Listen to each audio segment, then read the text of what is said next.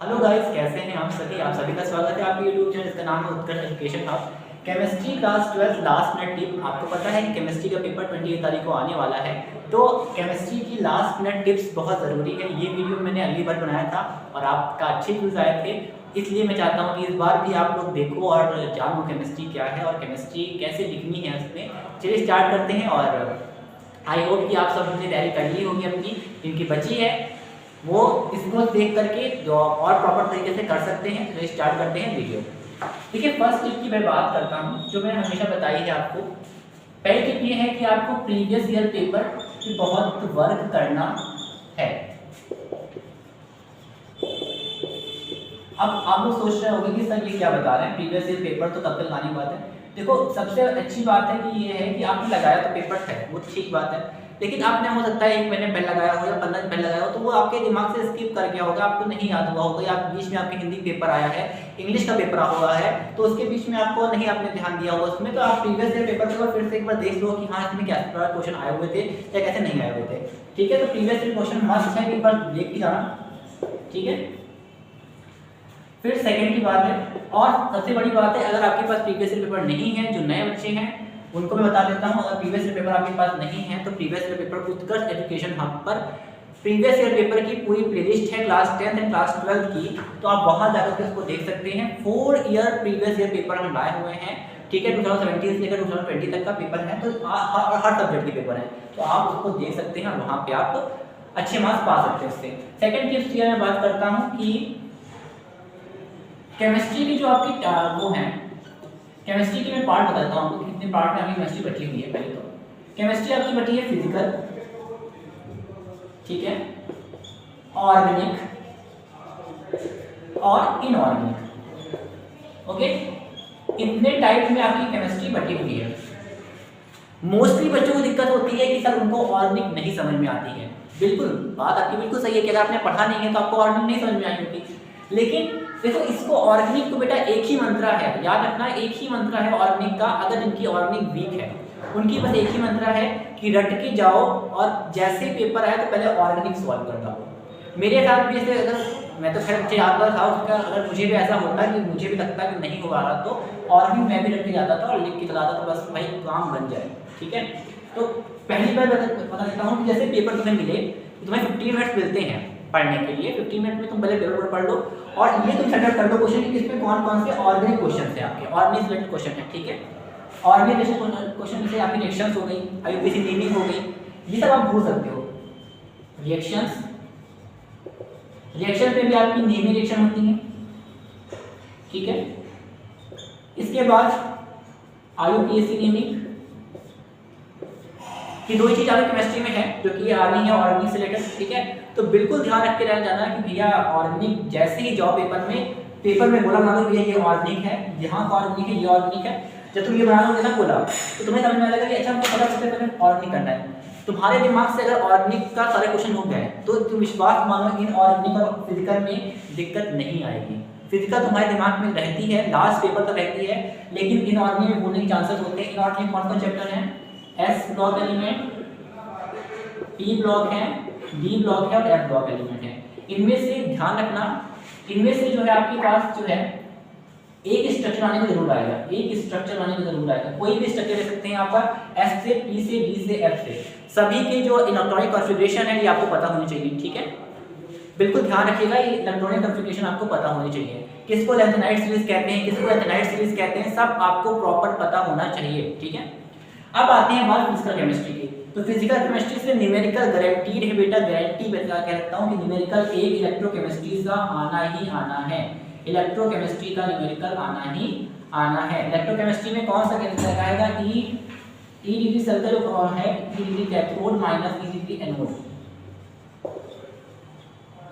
ई nought anode, sorry E nought बोल गया, ई degree बोला एनोड। ठीक है, ठीक है, तो बिल्कुल ये वाला इससे आपने आने हैं। और ध्यान रखना, मोस्टली बच्चे गलती करते हैं कि आप जब लॉग वाले जो फॉर्मूले होते हैं, ठीक है, लॉग वाले जब चीजें होती हैं तो आपको याद रखना है कि जो लॉग वाले फॉर्मूले होते हैं उसमें पेपर में देख लेना, केमिस्ट्री के पेपर में ये होता है कि आपकी जो ये लॉग से रिलेटेड चीजें हैं या जो भी आपके पास जो वैल्यूज हैं, ये हो सकता है कि पेपर में आपको स्टार्टिंग में दिया जाए। ठीक है, फिजिक्स में गारंटी रख लो, फिजिक्स में आपको स्टार्टिंग में वैल्यू दे दी जाती है कि इसका मान ये है, इसका मान ये है, इसका वैल्यू ये है, इसकी वैल्यू ये है। ये मत करना कि पेपर देखे पलट गए तुरंत क्वेश्चन लगाना शुरू कर दिया। पेपर को एक बार मतलब कंप्लीटली देख लेना पेपर में क्या है क्या नहीं है, उसके बाद आपको ये कंफर्म हो जाएगा। इलेक्ट्रोकेमिस्ट्री की बात करते हैं, केमिकल काइनेटिक्स की, ठीक है। केमिकल काइनेटिक्स में इसमें जो है आपका प्रूविंग सेक्शन आ सकता है, प्रूविंग, ठीक। जीरो इक्वेशन जो है आपकी है, फर्स्ट इक्वेशन जो है, ठीक है, ये सब आपकी आ सकती हैं, ठीक। ध्यान रखना ये चीजें आ सकती हैं। इलेक्ट्रोकेमिस्ट्री से गारंटी है कि ये क्वेश्चन फंसेगा जरूर, ठीक, पेपर में। बाकी इसके बाद अगर बात करते हैं आपकी जो 1 मार्कर क्वेश्चन आ सकते हैं वो आपके आ सकते हैं बायोकेमिस्ट्री से आ सकते हैं, ठीक है। बायोकेमिस्ट्री से क्या क्या आ सकता है? बायोकेमिस्ट्री से जैसे आपके कैल्टीन जो एक एसिड होता है, कैल्टीन, वो किस में पाया जाता है? बालों में पाया जाने वाला एसिड का नाम क्या है? कैल्टीन एसिड है, ठीक है। तो ये ध्यान रखना।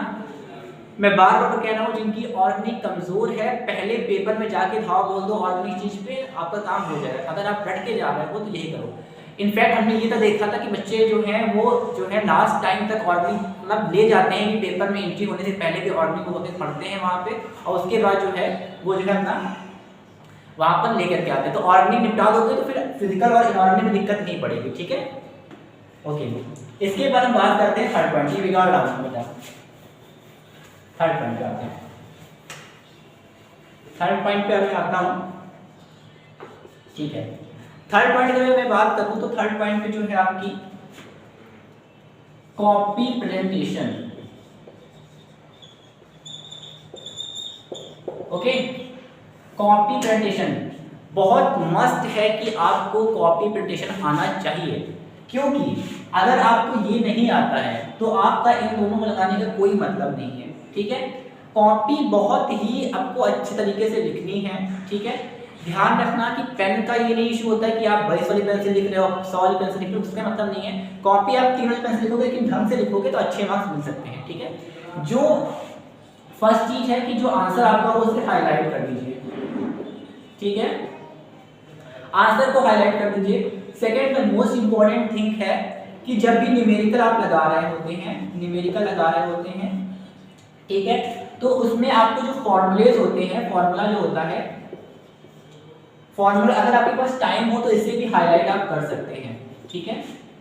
थर्ड चीज ये है कि आंसर को प्रॉपर लिखिए, आंसर प्रेजेंटेशन इज प्रॉपर, ठीक है। आंसर को प्रॉपर लिखिए, क्योंकि अगर आपने आंसर प्रॉपर नहीं लिखा है तो वो टीचर के माइंड में कहीं ना कहीं सेटअप हो जाता है कि ये गड़बड़ा देगा, ठीक है। ऑर्गेनिक रिएक्शन जो भी आप बनाओ, ठीक है, ऑर्गेनिक में आप जैसे जो भी कुछ करें, ठीक है, जो भी स्ट्रक्चर्स आप बनाएंगे, जो भी आपके रिएक्शंस रहेंगे उनको बनाएंगे, बिल्कुल नीट एंड क्लीन बनाना, ठीक है। ये इशू नहीं होता कि आप पेंसिल से बना रहे हो, पेंसिल ना बनाओ, अधिकतर पेंसिल बच्चे बनाते हैं। तो ऑर्गेनिक में जो भी रिएक्शंस ऐसी हैं जिसमें आपको कहीं ना कहीं एल्काइल या एल्किल इस तरह की चीजें यूज करनी पड़ती हैं, तो आप बिल्कुल इसमें जो है ऑर्गेनिक में आपको उस तरह बना सकते हैं, ठीक है। फिफ्थ जो है आपकी ट्रिक यही है, ठीक है, आंसर में गैपिंग करके लिखना बेटा, ठीक है, आंसर को गैप करके लिखना। हिंदी नहीं लिखूंगा, इंग्लिश लिखूंगा। एक लोग कहोगे सर को इंग्लिश हिंदी आती है, इंग्लिश नहीं आती है। आंसर को क्या करना है? Answer filled with gapping. Answer जो है फिल्ड करेंगे, फिल्ड मतलब क्या है कि आपको छोड़ छोड़ के लिखना रहेगा उसमें, ठीक है, उसे गैपिंग से आपको करके रखना होगा, ठीक है। तो ये 5 टिप्स हैं। बाकी उत्कर्ष एजुकेशन हब पे लास्ट मिनट टिप्स पे पढ़ा हुआ है कि कैसे सीबीएसई बोर्ड के स्टूडेंट्स को कैसे करना है। उसमें 2 टीचर पढ़ाए हैं आपको, मैं पढ़ाया हूँ और आपको एक टीचर और पढ़ाए थे, अमृतेश सर पढ़ाए हैं। उन दोनों की आप वीडियोस देख सकते हैं वहाँ पर और आपको बहुत ही फ्रूटफुल मिलेगा, तो आप वहाँ पे जाकर के देख सकते हैं, ठीक है। एंड अब हम बात करते हैं 4th टिप्स की आपकी। हाँ, एक बात और, जो क्लास 12th में जिसका CS है या ऐसा कोई पेपर है, कंप्यूटर रिलेटेड पेपर है, तो उनको बता दीजिए कि जैसे आपका पेपर होगा, जैसे मैं पढ़ा रहा हूँ वैसे अमृतेश सर भी आपको जो है इसी चैनल पे पढ़ाएंगे। तो बिल्कुल CS पे भी आप बिल्कुल चिंता मत कीजिए, और सब्जेक्ट्स के बारे में भी सोचा जा रहा है, जैसे जैसे होता जाएगा वैसे वैसे चीज़ें रहेंगी, ठीक है। आपके भाई मेरा क्लास 10th में है, तो क्लास 10th की साइंस का भी वीडियो आ जाएगा आपके पास, तो साइंस भी आप देख सकते हैं इस चीज़ में। और अमृतेश सर का SST का वीडियो क्लास 10th का आएगा और CS का वीडियो आएगा, तो आप उसको भी देख सकते हैं। तो इस चैनल में जाने कहीं आपको कहीं जाने की जरूरत नहीं है, इस चैनल पे हर चीज़ मिलती है आपको, इंटरटेनमेंट भी मिल रहा है, आपको पेपर्स भी मिल रहे हैं। तो यहाँ पे आप मस्ती से पढ़ो और बस खुशी खुशी यहाँ से जाओ। अगर उत्तर एजुकेशन में आपके आए हो तो 4th क्वेश्चन पे आते हैं, यानी 4th पॉइंट पे आते हैं आपके। देखो अब हम बात करते हैं 4th पॉइंट पे आपके डायग्राम्स। डायग्राम्स मतलब समझ रहे हो ना कि भाई ऑर्गेनाइजेशन जो लिखी जाती है उनको, जिसमें जो ऐसे एल्कीन्स का जो है स्ट्रक्चर हो गया, ये प्रॉब्लम आ जाना बस। और नेम लिखना उसके नीचे कि नेमिंग है इसकी। अच्छा एक ही याद रखना कि जैसे तुमसे पूछा जाता है कि आईयूपीएसी नेमिंग करो, ठीक है, 5th पॉइंट लिखो आईयूपीएसी नेमिंग करो, तो आप अगर मान लो हमने ये कर दिया, वो क्या ये मान लिया, ठीक है। अब मान लो आपने जो है सेल बन गया था गलती से, ठीक है, आपने शिफ्ट बनाया यहाँ पे, आपने सब कुछ सही किया। अब आपने नेमिंग किया, आपने मान लो इंडिया से 1 2 करके लिख दिया कुछ भी, ठीक है, आपने यहाँ पे नंबर डाले, तो आपको नंबर डालना प्रॉपर जरूरी है कि नंबर आपको यहाँ पे पड़ा होना चाहिए, ठीक है। चलो ये तो हो गया 5th पॉइंट, ठीक है। लास्ट एंड सबसे जरूरी पॉइंट यही है आपका। देखो बेटा कभी अपने आप को कमजोर मत समझना, ठीक है, ये आपके सिलेबस से रिलेटेड नहीं है, इतने पॉइंट करोगे तो हो जाएगा काम।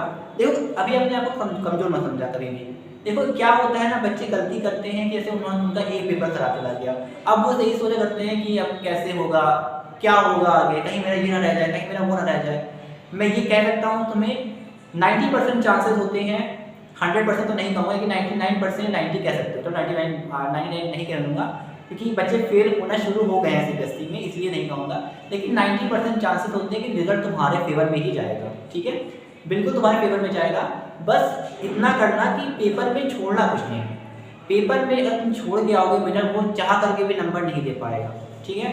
छोड़ना कुछ नहीं, अगर कुछ नहीं भी आ रहा है तो डायग्राम्स की मदद से या ऑर्डिनेशन की मदद से या उसके बारे में कुछ भी थ्योरी पता हो, थोड़ी बहुत पता हो, वो लिख के चले जाना। हो सकता है टीचर आधा एक नंबर देके तुम्हें पास कर दे, ठीक है। बिल्कुल ध्यान रखना कि छोड़ना कुछ नहीं, छोड़ोगे ना तो गड़बड़ा जाएगा मामला।